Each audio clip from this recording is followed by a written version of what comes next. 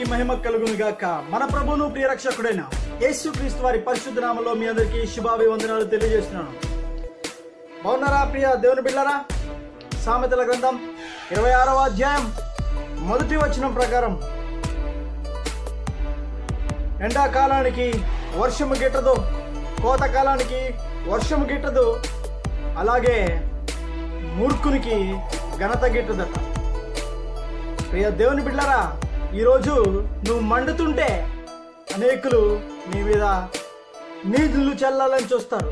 ప్రారంభంలో నువ్వు కలిసిన మొదటి దినాలలో అందరూ నువ్వు మండాలి బ్రదర్, నువ్వు మండాలి సిస్టర్, నువ్వు మండితే చూడాలనుకుంటున్నాం, నువ్వు మండి అనేకుల్ని మండించాలి అని చెప్తారు.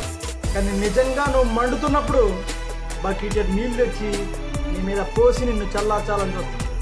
నువ్వు ప్రసంగిస్తుంటే నీ కౌంటర్లు ఇస్తుంటారు, నువ్వు పాటలు పాడుతుంటే పాటల్లో లోపాలు ఎదుగుతుంటారు. దేవుని బిడ్డలారా, ఎప్పుడు కూడా ఇతరుల వైపు మనం చూస్తే ఖచ్చితంగా ఓడిపోతాం, నీరు గారిపోతాం.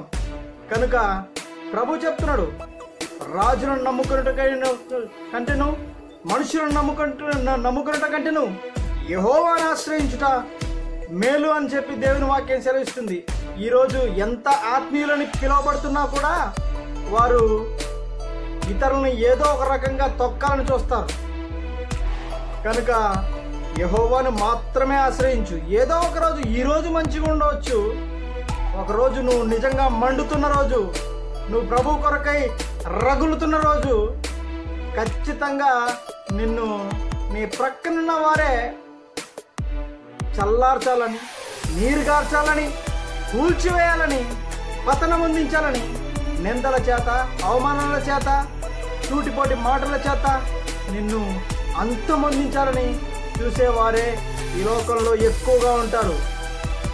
అందుకే అంటుంది వాక్యం, ఎండాకాలానికి వర్షాకాలం గిట్టదట. ఎఫెసీ పత్రిక 4వ అధ్యాయం 1వ వచనం ప్రకారం, సహోదరులారా, ఒకరినొకడు సహిస్తూ, ఒకరినొకడు ప్రేమిస్తూ, ఒకరినొకడు భరిస్తూ మీరు పిలువబడిన పిలుపునకు తగినట్టు బ్రతకమని చెప్పేసి దేవుని వాక్యం సెలవిస్తుంది. కానీ పిలుపునకు తగినట్టుగా కాకుండా, పిలుపునకు తగినట్టుగా అనగా సహోదరులుగా ఐక్యత కలిగి ఉండుట ఎంత మేలు, ఎంత మనోహరం. నీ సహోదరుని ఆదరించుము, నీ సహోదరుని ఓదార్చుము, నీ సహోదరుని ఎంకరేజ్ చేయమని చెప్పేసి దేవుని వాక్యం సెలవిస్తుంది.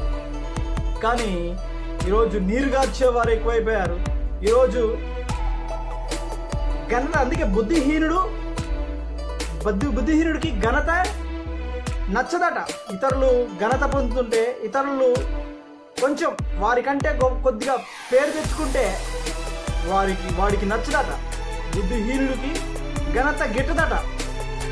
దేవుని బిడ్డలారా, కానీ మన దేవుడైతే నిన్ను సింహాసనం మీద, ఆయన తోడ మీద కూర్చోబెట్టుకోవాలనుకుంటున్నాడు.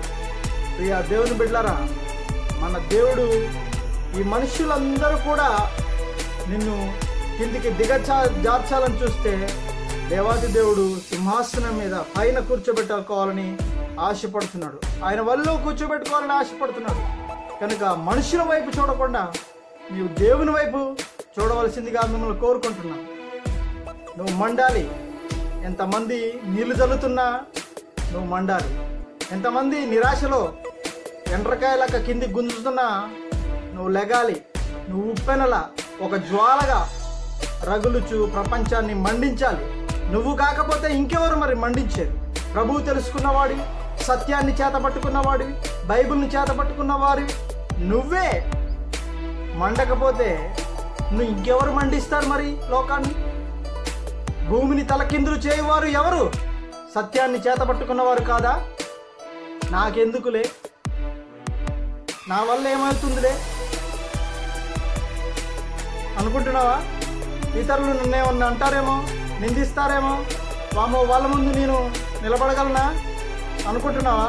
ప్రియ దేవుని బిడ్డలారా, నిన్ను నిలబెట్టేది దేవుడై ఉన్నాడు. షడ్రక్, మేషక్, అబేద్నెగోలు రాజునే ఎదిరించారు నీతి తప్పినప్పుడు. మనము నీతి తప్పినప్పుడు సత్యాన్ని కరాఖండిగా చెప్పాల్సిన వారమైందా కనుక ప్రియ దేవుని బిడ్డారా, దేవుడు మన పక్షమునుండగా మనకు విరోధి ఎవడు? మనతో పోరాడగా వాడేవాడు.